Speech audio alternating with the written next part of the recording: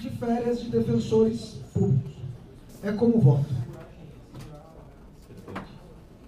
Só para justificar, eu fiz um voto encaminhado até os senhores, a judiciária ela encaminhou. Eu não tive acesso, não estou dando culpa alguma, mas eu não tive acesso ao voto. E eu acho que, até pelo tempo que eu me debrucei também com relação ao voto, eu vou pedir vista, porque eu preciso estudar melhor a matéria, porque trouxe até principalmente a jurisprudência, ela é uma jurisprudência precedente, recente e substancioso. Então, eu vou pedir vista desse processo, presidente, até justificando os meus pares. A gente talvez tivesse até a intenção de votar todos esses processos, mas por conta da complexidade do processo, por conta, volto a frisar, sem dar qualquer tipo de culpa ao conselheiro Luiz Gustavo, a gente só teve conhecimento desse voto agora com a leitura. Eu vou pedir vista desse processo. Só me permite uma parte, Alexandre, antes da sua vista. Na verdade, também quero justificar, não consegui mandar anteriormente, terminei o voto ontem à noite. Todos sabem que tivemos a reunião da Supervex aí, que demandou muito tempo, e eu tinha também vários votos. Por isso que... eu vi. Então, só isso. A gente recebeu agora para institucional que a FADEC mandou sobre esse voto? Não. É Não. É outra coisa. É o próximo. Ah, tá bom. Então, foi concedida a vista ao conselheiro Alexandre Gomes.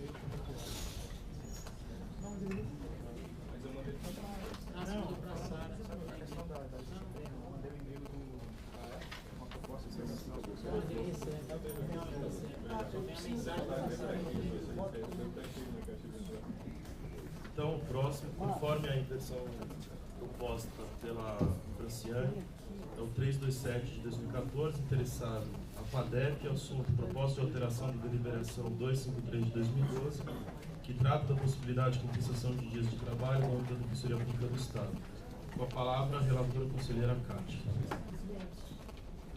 Só um minutinho. Eu gostaria de pedir licença para os presentes. Eu vou fazer um lanche e estou indo para o tribunal, porque nós vamos despachar com o relator, então a Fabiana vai me substituir agora, ok? O Rafael Português vai estar presente. Eu estou indo para lá, ok? Obrigada.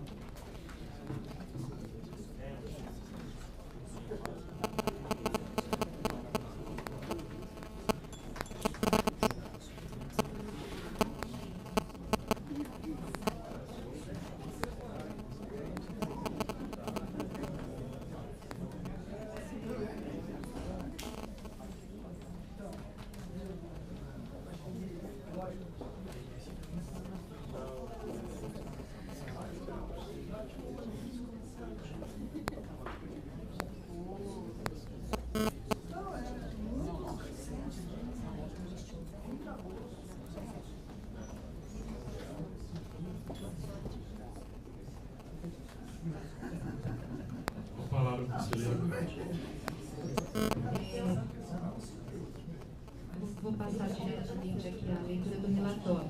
Senhor presidente, senhores conselheiros, trata-se de proposta ofertada pela Associação Paulista de Defensores Públicos, a FADEP, visando a alteração da deliberação CSDP número 253 de 2012, que trata da possibilidade de compensação de dias trabalhados no âmbito da Defensoria Pública do Estado para viabilizar a indenização do valor correspondente na hipótese de indeferimento da fruição da compensação em razão do interesse público envolvido.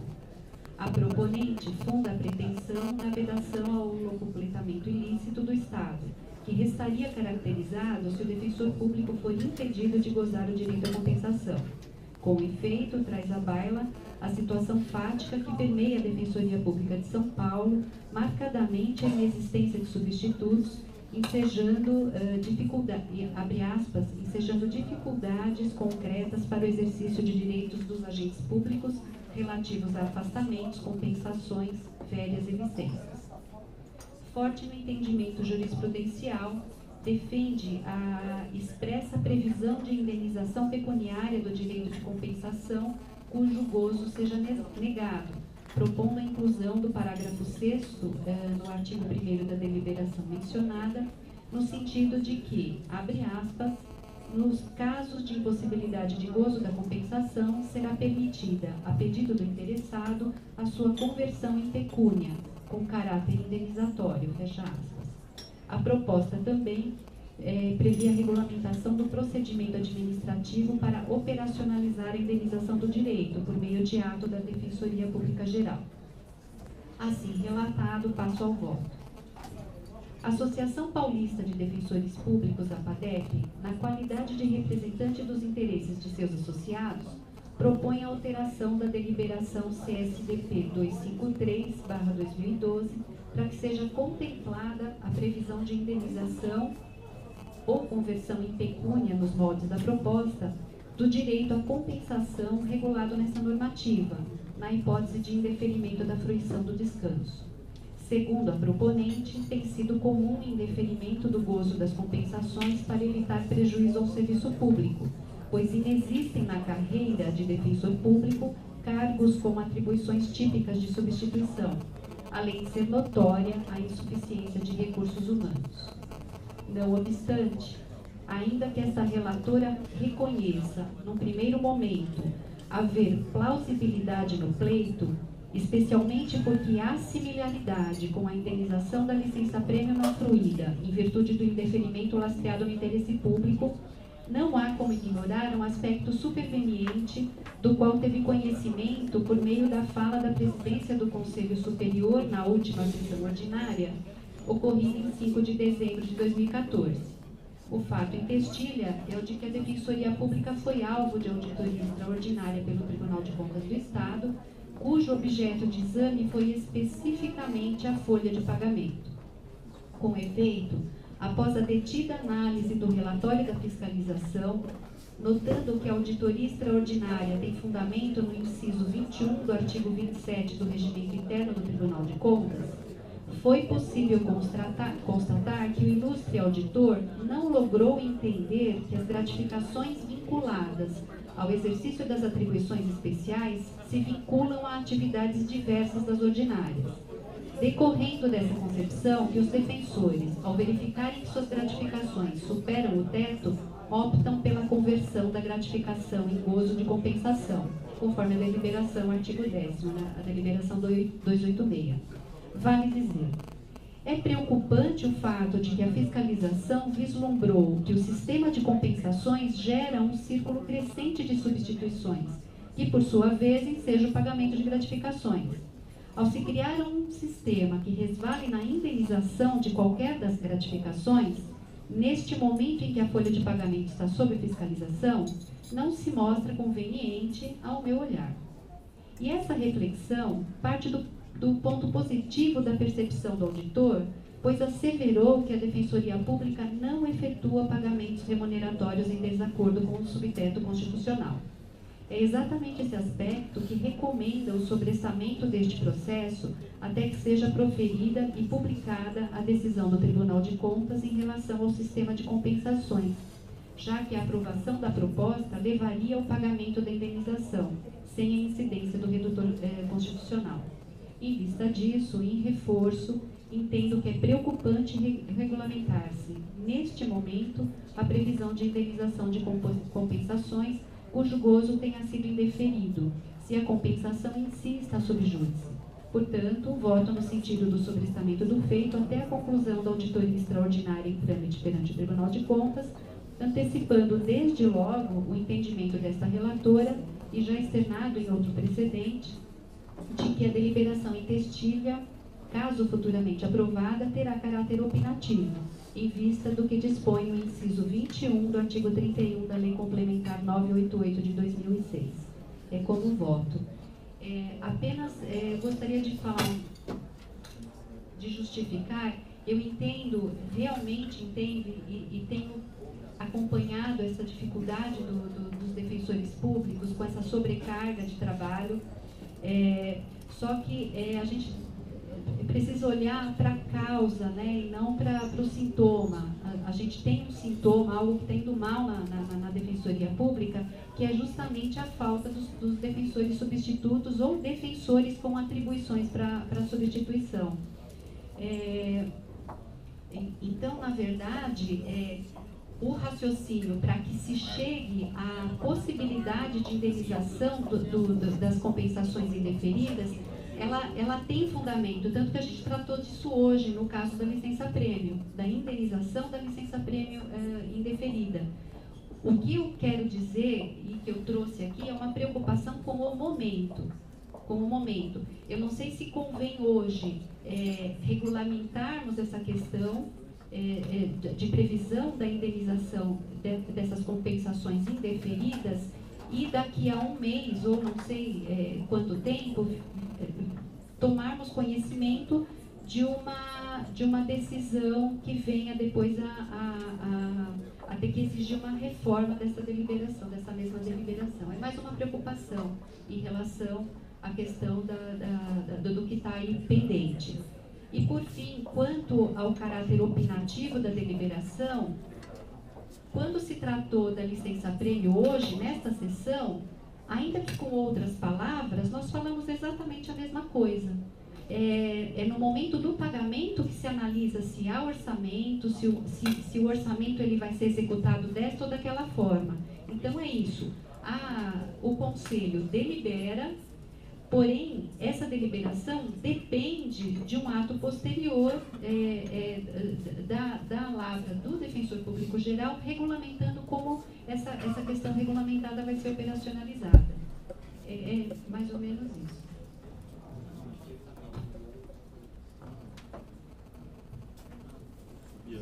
Bom, boa tarde. Senhor presidente, como foi dito, a FADEP trouxe um parecer a respeito desse processo. Eu peço aqui licença para lê-lo nesse momento. É possível agora? Possível. Excelentíssimo senhor presidente do Conselho Superior, excelentíssimos senhores conselheiros, a secretaria encaminhou. Quer que eu aguarde? Não, pode começar. Com base no pedido inicial protocolizado pela FADEP, que deu início aos autos do processo CSDP 327 de 2014, bem como no voto da excelentíssima Corregedora Geral que foi disponibilizada aos conselheiros, passamos a tecer as nossas considerações, discordando respeitosamente da conclusão da conselheira relatora.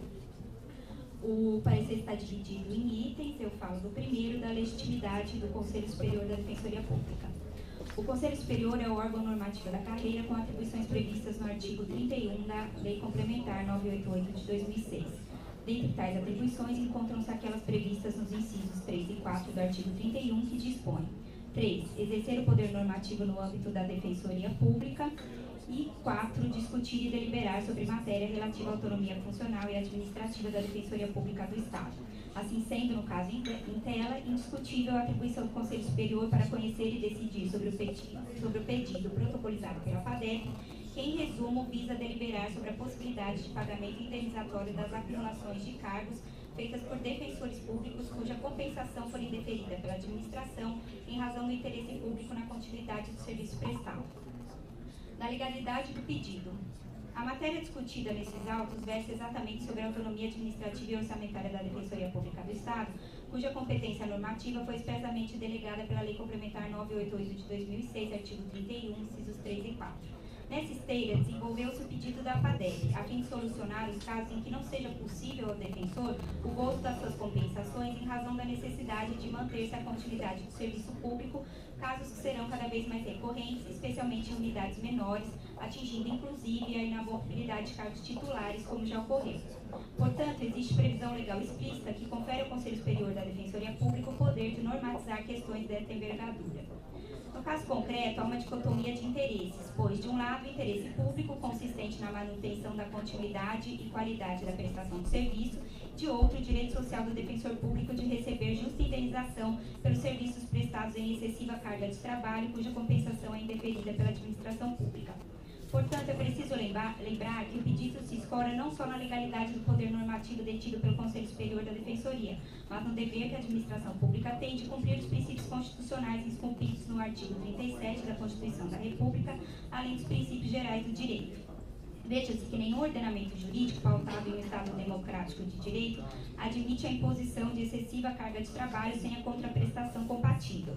Nada obstante, o que se tem observado no cotidiano dos defensores públicos é a submissão a designações para acumulações de cargos. Esta preocupante prática vem se arraigando cada vez mais, criando uma confortável situação ao Estado que conta com mão de obra submetida a um subteto constitucional, mas sem contrapartida ao membro que não recebe dignamente por essa dobrada carga de trabalho. Pois bem, poder-se argumentar que o defensor público tem direito à compensação de um dia de trabalho para cada 2 dias de acumulação, e que isso traz uma redução dos danos advindos da acumulação. Ocorre, porém, que a realidade não é essa, pois sempre haverá indeferimentos de compensações sob o fundamento da necessidade da continuidade do serviço público. Não parece constitucional exigir de um defensor público que trabalhe em jornada fora de suas atividades ordinárias sem que lhe seja oferecida uma contrapartida efetiva e não submetida ao subteto. Essa prática configura visível enriquecimento sem causa para não ser delituosa do Estado patrão. Deste modo, é necessário que exista um mecanismo legal para amparar o defensor público sem olvidar a necessária continuidade da prestação de serviço à população carente. Ao menos por hora, o único mecanismo capaz de atingir este desiderato é a indenização pelos dias de acumulação, cuja compensação seja indeferida pela administração superior. Veja-se, o que se pretende é que a regra seja dar o direito de compensação ao defensor público. Somente em sendo indeferido este direito é que a defensoria deverá indenizá-lo. Esta solução encontra amparo jurídico e já é adotada pela Magistratura de São Paulo e pela própria Defensoria Pública, quando indeniza os defensores públicos nos casos de indeferimento de gozo de licença-prêmio. Como bem lembrado nesses últimos dias pelo presidente da Comissão de Prerrogativas da Defensoria Pública, o Tribunal de Justiça de São Paulo, com um quadro de servidores incomparavelmente maior, reviu a disciplina dos dias de compensação concedidos a seus membros no âmbito dos juizados especiais. Para isso, previu em sua resolução TJ 618 de 2013, complementando a resolução TJ 612 de 2013, a possibilidade de dia de crédito para o exercício cumulativo de jurisdição em mais de uma vara da mesma comarca, artigo 1º da linha F dessa resolução, ou no caso de um membro responder pelo expediente de mais um cargo atuante na mesma vara, que é a acumulação do expediente prevista no artigo 1º, parágrafo 2º da mesma resolução. A partir do crédito, este poderá ser convertido em pecúnia a pedido. Caso indeferido o pedido de compensação por absoluta necessidade do serviço, este deverá ser indenizado em pecúnia. Artigo 1º da resolução assim dispõe. Em primeira instância, serão concedidos dias de crédito nas seguintes hipóteses. A linha F, exercício cumulativo de jurisdição em mais de uma vara da mesma comarca. Parágrafo 2º, também serão concedidos dias de compensação na forma da linha F deste artigo, nos casos em que, na comarca da capital, um dos juízes titulares da mesma unidade judiciária venha a ser designado para responder com exclusividade por todo o expediente da respectiva vara. Artigo 9º, os magistrados que tiverem em seus prontuários dias de crédito anotados para gozo oportuno, podem deles fazer uso para compensar a falta ao serviço mediante a comunicação à presidência do tribunal, quando a falta decorrer de motivo urgente e inadiável nos 3 primeiros dias subsequentes a ela. B. Requerimento e prévia autorização da presidência do tribunal nos demais casos, qualquer que seja o período. C. O deferimento do gozo de compensações estará sempre condicionado à disponibilidade de magistrado a ser designado em substituição. Artigo 10º, o limite máximo para gozo de compensações será de 20 dias úteis por ano, limitado a 10 dias consecutivos. Parágrafo único. A presidência do Tribunal de Justiça, em casos excepcionais, poderá autorizar que se exceda o limite previsto neste artigo. Artigo 12. Os dias de compensação indeferidos por absoluta necessidade do serviço conferem ao juiz e ao desembargador direito a pagamento de indenização em pecúnia pelo saldo então vigente, após o acúmulo de 20 dias úteis de crédito no respectivo prontuário. Parágrafo 2º. Fica ressalvado ao magistrado em atividade requerer a reversão da conversão em pecúnia dos dias de crédito já deferida, enquanto não houver o respectivo pagamento. Como é sabido, o direito aos dias de compensação e seus deslindes pela Magistratura de São Paulo foi contestado junto ao CNJ por servidor que solicitava providências para corrigir-se eventuais abusos e em decisão monocrática, no pedido de providências 0004102-41 de 2013, zerada pelo conselheiro Emanuel Campeiro de Souza Pereira, assim se manifestou, julgando improcedente pedido. Abre aspas. A Resolução 602 de 2013, editada pelo Tribunal de Justiça de São Paulo, não está em desacordo com os princípios que norteiam a administração pública. O Tribunal informa nos considerandos da resolução que, em razão de déficit de magistrados no Estado de São Paulo, está sempre mais difícil que os dias de crédito dos juízes possam ser usufruídos em folga. É claro que não se trata de solução definitiva para a questão, já que o magistrado, assim sobrecarregado com atividades extraordinárias, só pode ter consequências negativas para o desempenho de suas funções, apesar de remunerado pelo trabalho.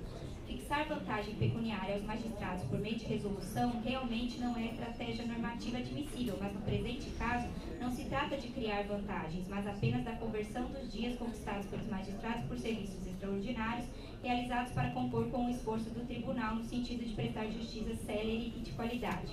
A equação que se apresenta é simples. O magistrado presta serviços extraordinários necessários e não consegue usufruir os dias que obtém como recompensa pelo trabalho extra. A conversão em pecúnia é a única maneira de trazer justiça para a relação laboral gerada. Não seria ético e decente que os magistrados trabalhassem extraordinariamente e não fizessem jus a nenhuma compensação, já que não poderão usufruir de folga sob pena de comprometer a prestação jurisdicional. Não se exige de nenhum trabalhador do Brasil que trabalhe gratuitamente, porque se deveria exigir do magistrado, fecha aspas. Como se observa, legalidade, impessoalidade, moralidade, publicidade e eficiência são princípios evidentemente presentes no pedido da APADEP, haja vista que há composição entre o interesse público e o direito à compensação não gozada, mantendo-se a qualidade do serviço prestado, evitando-se a solução de continuidade, impedindo o locupletamento ilícito por parte do Estado e agindo de acordo com os ditames legais. Finalmente, a nossa autonomia, a necessária coragem para exercê-la, como determina nossa novel e hoje indiscutível disposição do cenário constitucional, nos ampara para a prática dos atos propostos pela APADEP e esperados pelos defensores públicos, rogando-se, portanto, que a mesma altivez demonstrada pelas carreiras paradigmas seja aqui exercida sem titubeios. Do juízo de conveniência e oportunidade do pedido. Trazido pelo voto da ilustre relatora, mesmo que indiretamente ao votar pelo sobrestamento do feito, necessário tecer alguns comentários a respeito do juízo de conveniência e oportunidade. A conveniência nada mais é do que o motivo, o pressuposto que determina o ato, ou seja, no caso em concreto, a necessidade de se regular a possibilidade de indenização às compensações não gozadas pela necessidade da manutenção da prestação do serviço, pela manutenção da qualidade do serviço, pelo dever de respeitar as prerrogativas funcionais, como a da inamovibilidade de cargos que não podem ser deslocados para alcançar suas finalidades anteriores. Não há como se afastar que dia a dia, de forma cada vez mais recorrente, as substituições são contínuas e a compensação indeferida retira o direito do membro à justa contrapartida na relação laboral. O momento, por sua vez, é oportuno. Há oportunidade na medida em que a decisão está sendo tomada também com base no interesse público de não solução de continuidade na prestação do serviço e antes que o prejuízo se concretize de forma ainda mais intensa. Assim, temos que o pedido não só foi baseado na legalidade, mas também no seu aspecto meritório. Do voto da relatora. Diante dos fundamentos já expostos, com devido respeito à nobre relatora, a APADEP discorda da solução apresentada. Isso porque entende que a autonomia da instituição e a atribuição do Conselho Superior em normatizar no âmbito da Defensoria Pública independem da auditoria realizada pelo Tribunal de Contas do Estado, porque seguramente os atos e deliberações editados pelos gestores e conselheiros sempre se basearam na estrita legalidade. Ainda não há o que se temer quanto ao sistema de compensações. Em nada nosso sistema diverge, ainda que mais tímido, dos já aplicados por outras instituições similares, como o Tribunal de Justiça e o Ministério Público do Estado, ponto já revisado nos itens anteriores, inclusive com enfrentamento pelo próprio Conselho Nacional de Justiça. E o próprio Conselho Nacional de Justiça, ao referir-se às compensações, alegou ser de situação transitória, que precisa ser solucionada ou ao menos minimizada com a entrada de novos membros por concurso público. E essa é a luta da Defensoria Pública, já que nem com compensações indenizadas consegue se manter por muito tempo a rigidez mental do trabalhador exigindo em seu grau máximo e em uma constante. Espera-se que a necessidade da Defensoria Pública estar em todas as comarcas, abrangendo como um todo a assistência jurídica do Estado, agora reconhecida pela Emenda Constitucional 80, minimize no tempo a necessidade de estafantes substituições e reflexamente das compensações respectivas. E por amor ao debate, já que mencionado também no voto da ilustre relatora sobre o pagamento remuneratório acima do subteto, face paralelo ao caráter indenizatório no modelo adotado para pagamento da licença-prima indeferida. E por ser de natureza indenizatória, o pagamento há de ser calculado em apartado em relação à remuneração mensal do solicitante, não havendo que se falar que a remuneração somada aos dias indenizados por indeferimento de compensação devam ser calculados em valor único submetido ao teto. Ao contrário, as verbas indenizatórias deverão ser pagas em cálculo apartado sem incidência do IR e Previdência.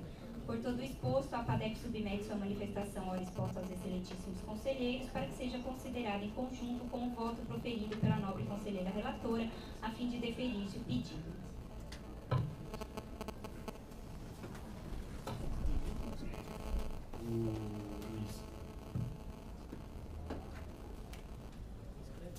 Bom, primeiro eu queria aqui ressaltar a posição de ambos, muito vale tanto da corregedora, eu particularmente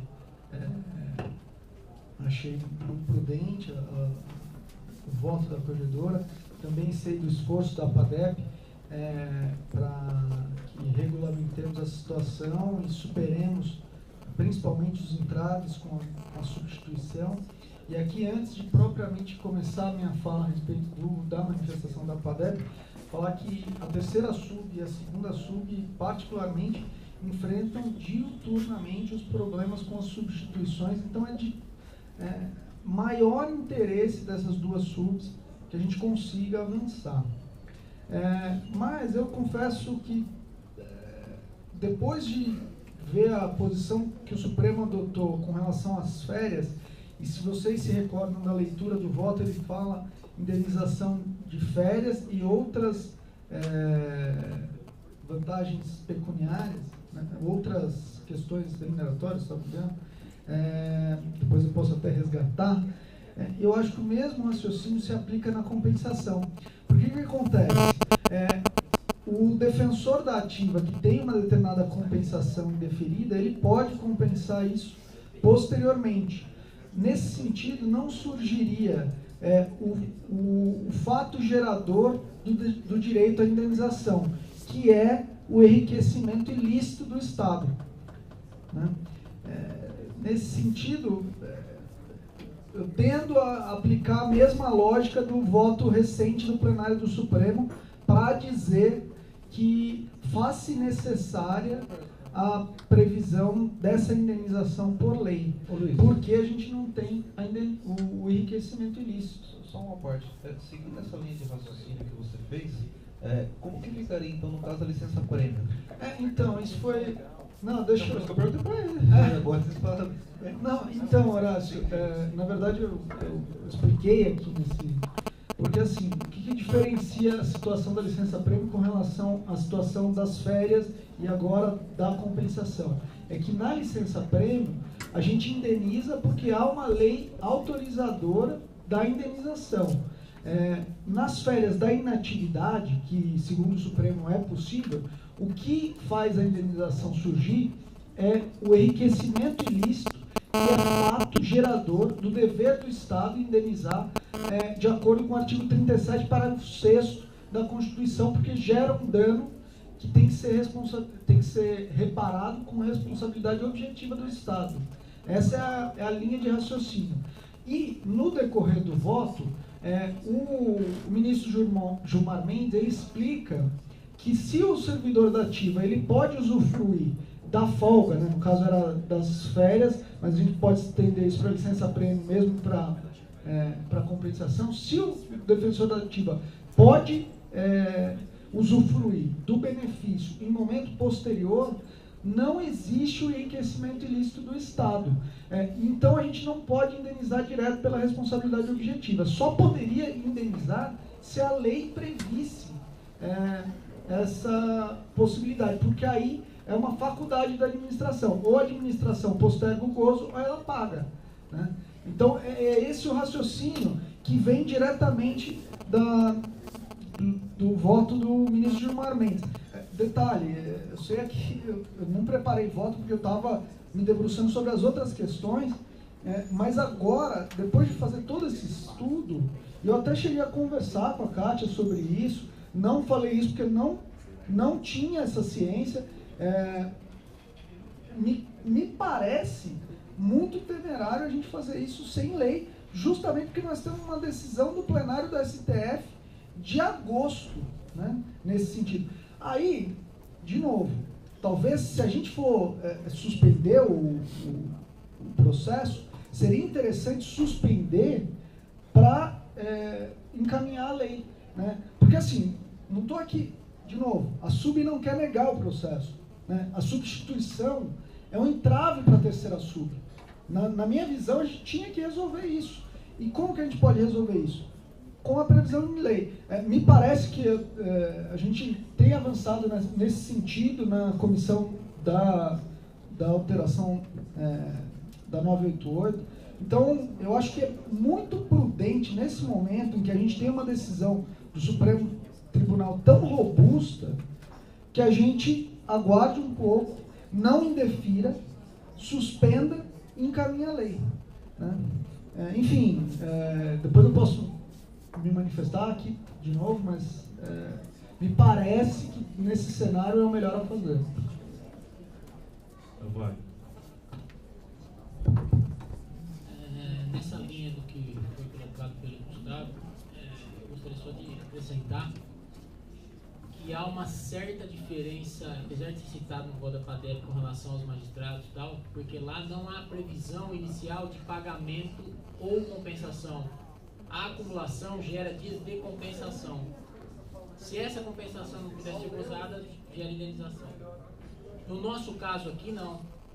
Tem a previsão expressa de pagamento e gratificação. E essa verba, ela é remuneratória. Ou seja, incide o teto. Aqui, o que se pretende com esse pedido é transformar uma verba remuneratória prevista em lei em indenizatória por deliberação. Eu não consegui encontrar fundamento jurídico para isso. Então, assim, do meu ponto de vista, há necessidade de lei para poder disciplinar, falar assim, essa verba aqui ela é indenizatória. Aí sim é possível fazer o pagamento como indenizatório. Como há previsão de pagamento dessa verba, ou seja, essa atividade que foi feita pelo defensor, ela tem a previsão de pagamento. Se ele quiser falar assim, eu quero receber por essa atividade extraordinária que eu fiz, vai ser pago. Ah não, eu quero compensar, vai ser possibilitada a compensação. Se for indeferida nesse momento, vai ser possibilitada no momento posterior, como disse aí, e aí incide a questão da decisão do STF. Então isso para mim é o principal entrave. Como que a gente vai juridicamente sustentar que uma verba remuneratória passe a ser indenizatória? Você poderia explicar para mim qual a diferença de ser indenizatória e de não ser indenizatória? Tem questão do teto, o que... Porque quando a verba é indenizatória, há uma previsão na Constituição tal que ela não se submete ao teto que está previsto na Constituição. Não lembro agora o artigo. Basicamente, é isso. Só para acrescentar, além disso, tem a questão dos impostos, né? Não tem incidência de imposto sobre verba indenizatória. Bom, essa matéria não é nova aqui no Conselho, acho que na gestão passada a gente já apreciou um pedido parecido, né, de um defensor que pretendia indenizar todas as gratificações. E inclusive foi nesse processo que nós conseguimos aprovar o voto do Luiz viabilizando o pagamento dos plantões judiciários. Acho que, assim, agradeço à FADEP por trazer o parecer jurídico e novos elementos aqui para a gente discutir, mas eu confesso que as dúvidas que eu tinha ainda não consegui superar para viabilizar uma proposta como essa. É lógico, todo mundo gostaria de ter isso. Resolveria parte dos problemas das substituições que nós temos hoje, e também a questão do teto. A compensação, a substituição em razão do acúmulo de atribuições, ela possui uma contraprestação. A Defensoria já paga uma gratificação para isso, desde 2007. Né? E além disso, se há o corte no teto constitucional, há a opção do defensor público de compensar. Ainda que exista um limite anual, essa compensação ela é ilimitada se o defensor adiar para antes da aposentadoria. Então, contraprestação já há na instituição. O que não há é o pagamento em determinados casos em razão do corte pelo teto constitucional. E aí que fica a dúvida, como alterar a natureza jurídica de uma atividade que vem sendo paga dessa forma desde 2007 por meio de uma deliberação do Conselho.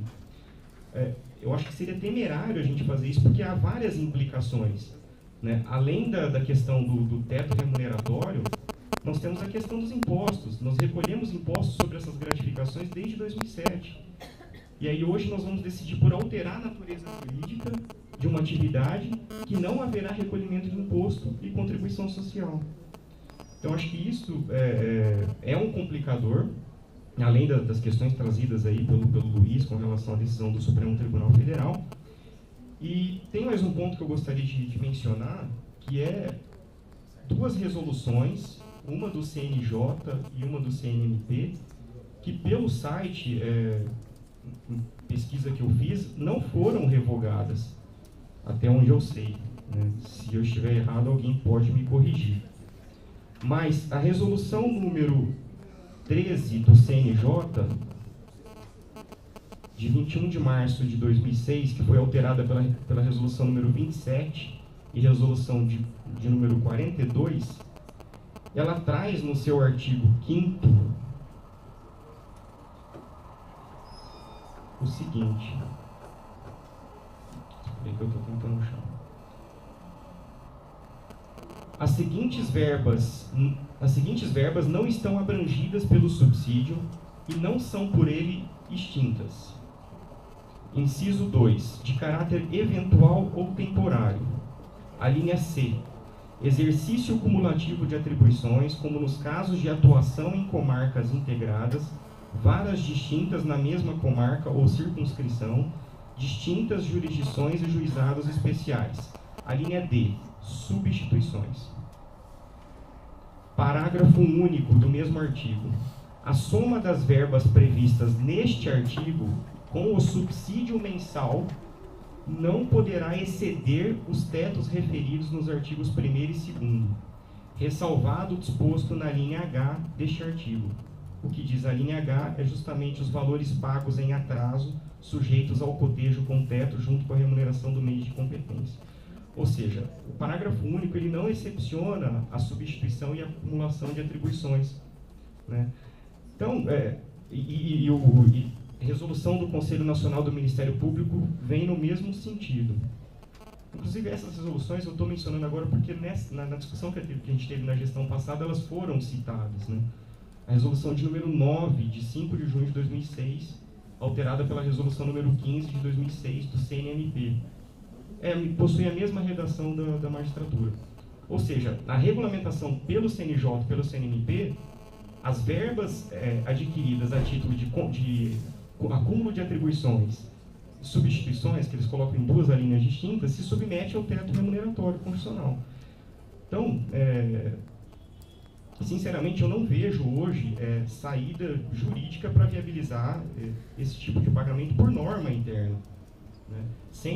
Seja pelas implicações que nós podemos ter com relação ao TCE, em razão da alteração da natureza jurídica de uma atividade que vem sendo paga desde 2007 de uma determinada forma, seja pelos precedentes que nós temos em âmbito nacional, no Conselho Nacional de Justiça e no CNMP.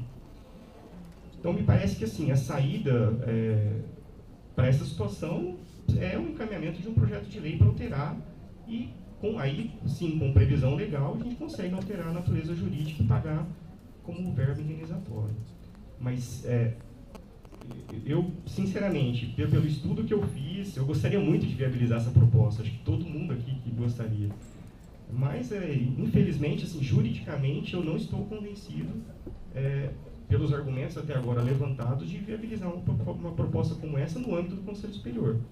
E aqui já adianto também o meu entendimento com relação à competência deste Conselho.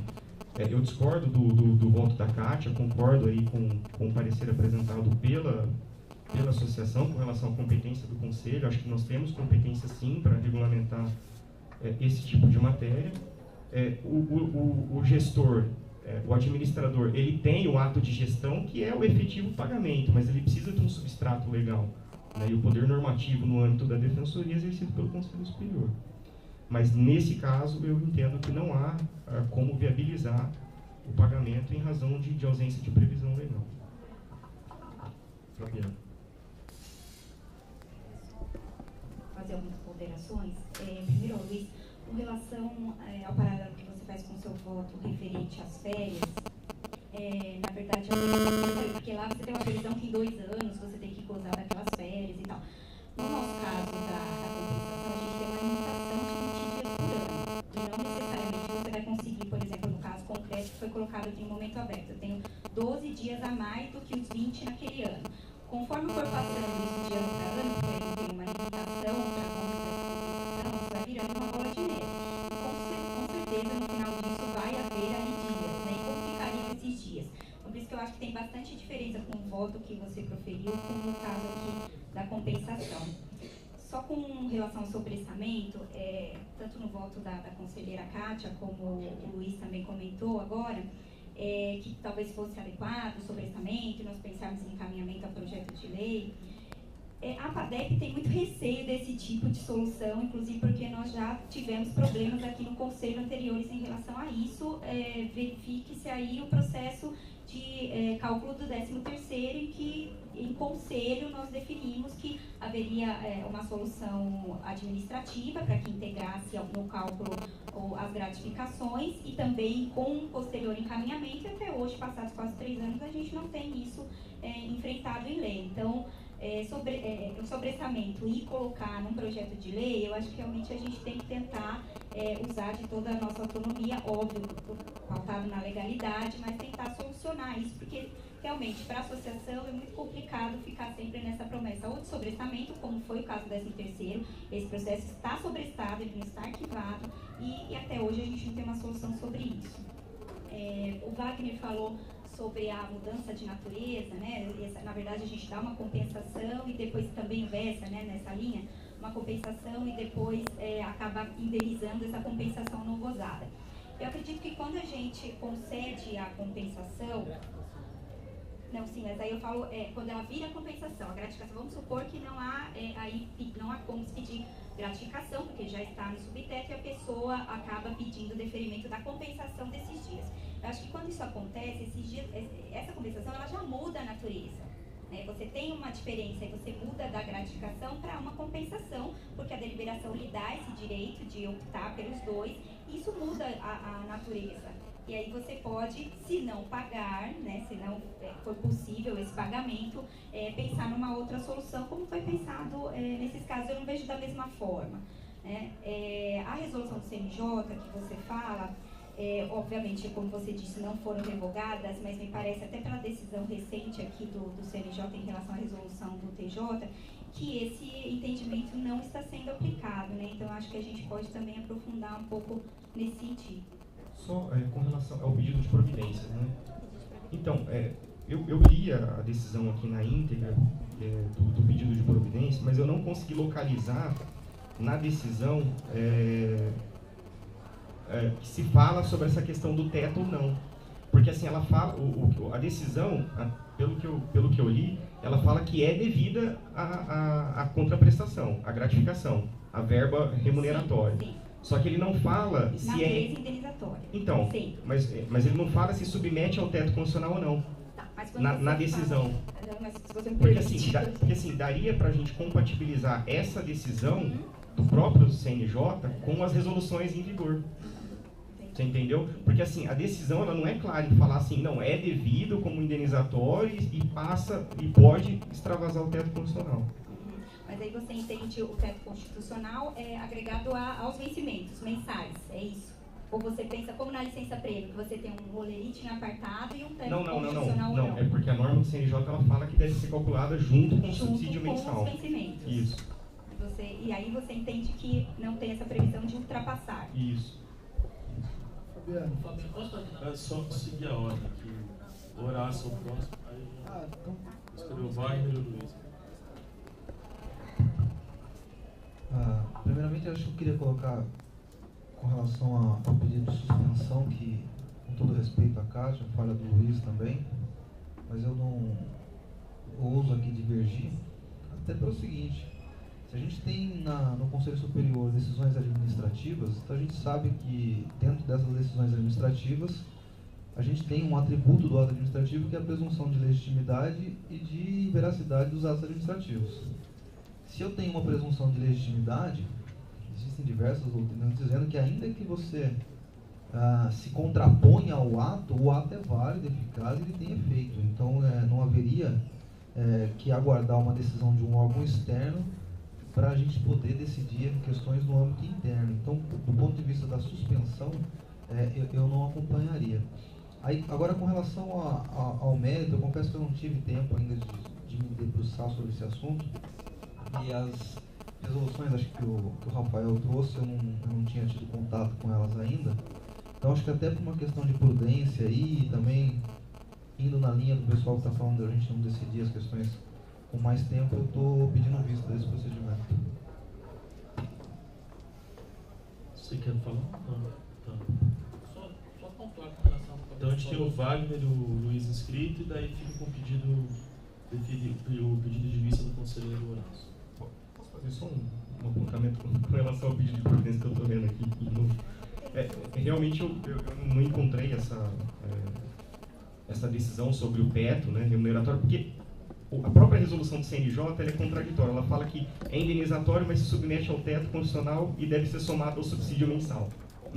Então, e assim, o pedido de providência também, a gente tem que ressalvar aqui, fazer uma ressalva, porque assim, foi uma decisão monocrática, né, de um conselheiro do CNJ, né? Então, assim, acho que... Não sei se com base numa decisão monocrática do CNJ, numa situação em que ainda ele não expressa essa questão se pode extrapolar o teto constitucional ou não, não sei se a gente poderia usar isso como fundamento para viabilizar uma proposta como essa. A gente tem escrito o Wagner, o Luiz, a Kátia e o Miragaia, para se alguém mais queria se manifestar, até por conta do pedido de vista do Horácio, a gente vai encerrar o debate sobre esse processo. Então, encerra daí depois, após a fala do Miragaia, a gente passa para o próximo processo. Então, Wagner, por favor. Com relação a essa questão da alteração da natureza da verba, assim, eu particularmente acho que, na verdade, ela não muda a natureza só pelo fato do defensor ter pedido a compensação e não pedir gratificação. Eu acho que é possível, em caso de indeferimento, apesar de não estar hoje regulamentado isso, em caso de indeferimento está regulamentado, pode gozar posteriormente. Apresentar um outro pedido e tal, pedindo que seja anotado como indeferiu, eu quero que seja feito pagamento. Em tese, eu acho que isso é possível. Só que esse pagamento não, do meu ponto de vista, não tem natureza indenizatória. Tem a mesma natureza do pedido inicial, em razão, por quê? Porque a questão de ser indenizatório ou remuneratório, ela é em razão da natureza do serviço prestado. Assim, todas as pesquisas que eu fiz para tentar encontrar se tem alguma previsão da gratificação por um trabalho extraordinário sem indenizatório, não, o trabalho extraordinário é remuneratório e não indenizatório. Tem as outras opções e tal. Então, por isso que eu acho que não há essa alteração de natureza. Que eu acho que é possível que se ainda cai deferimento, então indeferiu, eu quero que me pague. Isso aí eu acho que é possível. Só que esse pagamento manteria a natureza remuneratória. Luiz. Só dialogando aqui com a Fabiana. Na verdade, Fabiana, o que acontece é que assim, a gente tem um limite anual e até pode passar para outros anos quando a pessoa não atinge esse limite, mas além disso, a própria deliberação prevê a possibilidade de gozo antes da aposentadoria de uma vez, né? Não, eu estou só... então, não é... Não, isso aí está deliberado, está na deliberação. Não, Foi isso que eu quis dizer. É o mesmo argumento. A gente poderia fazer isso também com a licença prêmio. então, mas aí tá. O que eu estou só querendo demonstrar é que, a princípio, pelo menos em tese, não haveria o enriquecimento ilícito do Estado, porque há possibilidade de gozo, né, em outro momento. E é justamente nessa linha que vai o precedente do plenário, né? Então, sim, eu tenho uma dificuldade sincera em superar esse precedente. Mas, enfim, acho que a gente tem que agora aguardar. Com certeza o conselheiro Horácio trará novos elementos. E vamos ver, quem sabe já não consegue resolver isso por lei antes. Tomara que venha, até porque, como eu disse, é de extremo interesse da terceira sub, especialmente, tenho debatido até várias unidades dos conselheiros do interior aqui sabem disso, tanto que a gente tem que ter jogo de cintura a respeito da substituição. Nossa antiga terceira sub está ali também, sabe como é que é a coisa.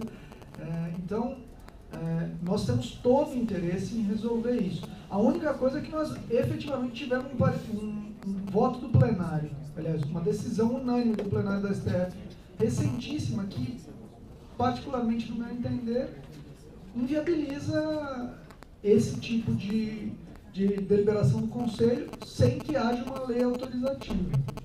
Mas, enfim, vamos aguardar aí o voto de vista do conselheiro Horácio, aí a gente vê o que é possível avançar. Bom, o voto, ele foi na linha da proposta de suspensão, sem entrar no mérito da proposta da FADEP. Até tem ali no início da minha fala que é plausível a proposta da FADEP. E justamente porque eu vejo na indenização de um direito indeferido a possibilidade de indenização mesmo. Houve o dano. O que pressupõe uma indenização? Um dano. E esse dano advém de um indeferimento. Então, assim, eu não cheguei a analisar o mérito nesse voto.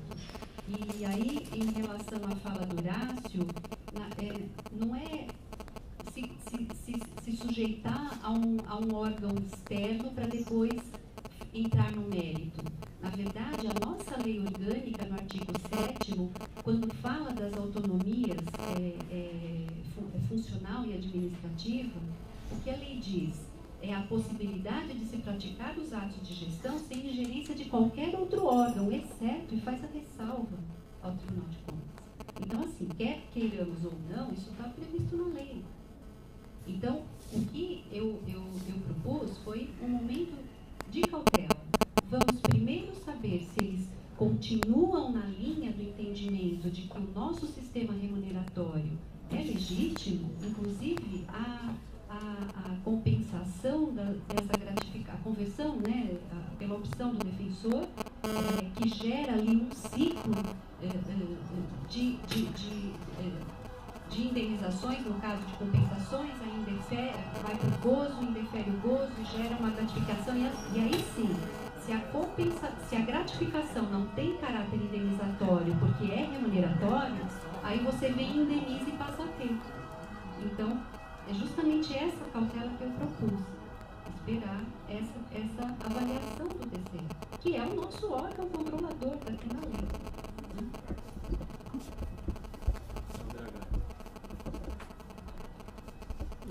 Só para registrar que, independente da solução do desfecho que se dê esse processo, eu acho que a Defensoria Geral tem que assumir esse encargo de solucionar de forma inadiável o problema das substituições da carreira, porque é algo que de fato vem se protelando aí na instituição, que é inclusive a origem das pautas duplas, que é um outro problema que nós temos. Então, seja com pagamento, seja com criação de cargos de substituição, eu acho que a gente precisa solucionar isso, a Defensoria precisa assumir isso como um problema. A partir do momento que a gente assumir isso como um problema de fato, sentarmos e nos debruçarmos sobre isso, a gente vai encontrar saídas. Agora, eu só quero, Fabiana, tirar uma dúvida. Eu acho que a resolução do PJ é muito parecida com a nossa, né? Tirando o fato da questão de indenizatória quando há um indeferimento das compensações. A minha grande dúvida é se o TJ paga essas indenizações, porque, se eu não me engano, não foi esse caso que levou ao julgamento de diversos desembargadores que eles recebiam as indenizações quando tinham indeferido as compensações no final do vínculo funcional, né, eles receberiam na aposentadoria, e aí o presidente do TJ autorizou o pagamento antecipado dessas indenizações de forma fundamentada para alguns desembargadores. Depois o órgão especial reviu e determinou a devolução dos valores, porque a resolução determinava o pagamento no final do vínculo. É esse caso, não foi? até que levou à morte do próprio presidente do TJ há uns 3, 4 anos atrás. Né? Ele infartou no trabalho. Prevendo até uma causa com o defensor geral. Mas, tirando os motivos, foi de fato um grande problema para o presidente do TJ. Houve o falecimento do presidente do TJ, nós sabemos de fato, o Antônio Viana, ele faleceu. E um infarto no trabalho, inclusive, mas se eu não me engano era isso, né? Ele tinha indeferidas compensações, convertiam em indenização, essa indenização era para ser paga no final da vida funcional, e o que aconteceu foi que o presidente do TJ autorizou, né, essa indenização antecipada para alguns, e aí se constatou que tinha quebra do princípio da pessoalidade, o órgão especial determinou a devolução dos valores, então eu não sei, embora conste.